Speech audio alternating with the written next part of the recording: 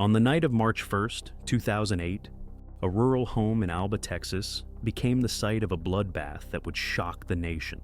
3 members of the Caffey family, a mother and 2 sons, were brutally murdered in their sleep. The father was shot 11 times but miraculously survived. The mastermind behind the killings? Erin Caffey, their 16-year-old daughter. Her motive was chillingly simple. Her parents didn't approve of her relationship. The Caffey family were devout Christians and active members of the Miracle Faith Baptist Church.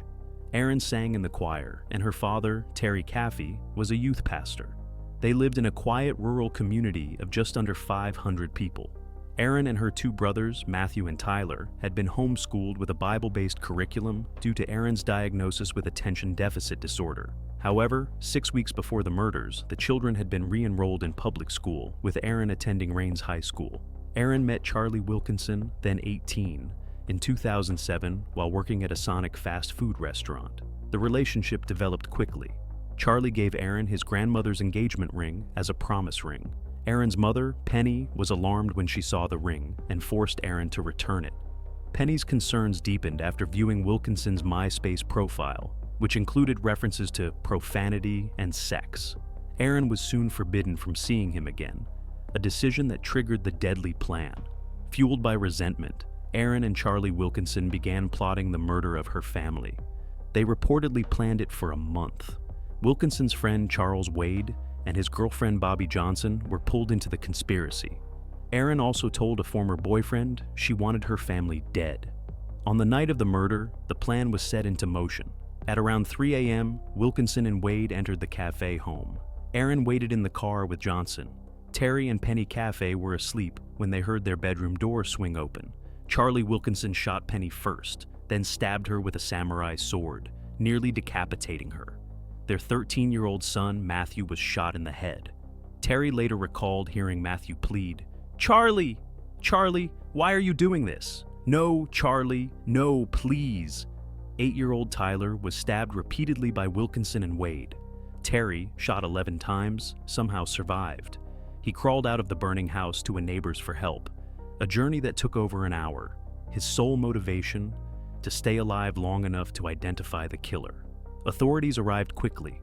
That same day, all 4 suspects, Erin, Wilkinson, Wade, and Johnson, were found at a mobile home owned by Wade.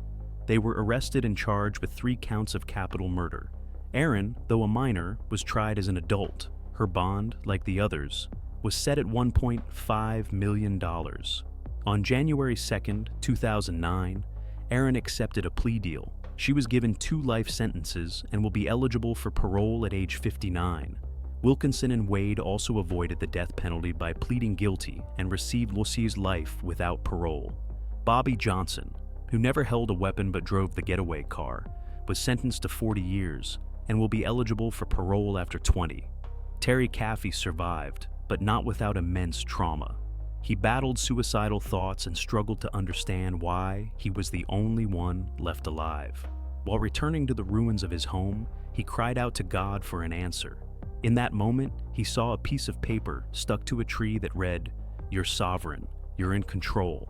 Terry took that as a divine message. Over time, he forgave his daughter and those involved.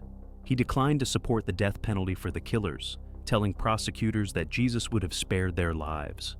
Today, Terry ministers full-time, sharing his story in schools and a teenage romance, a forbidden love, and a premeditated massacre that left a father clinging to life and faith. The Caffey family murders raise haunting questions about influence, accountability, and redemption. What do you think? Should Erin Caffey ever be allowed to walk free again? Share your thoughts in the comments below. Don't forget to like this video, subscribe to the channel, and hit the bell icon so you never miss a real story of crime, consequence, and human complexity.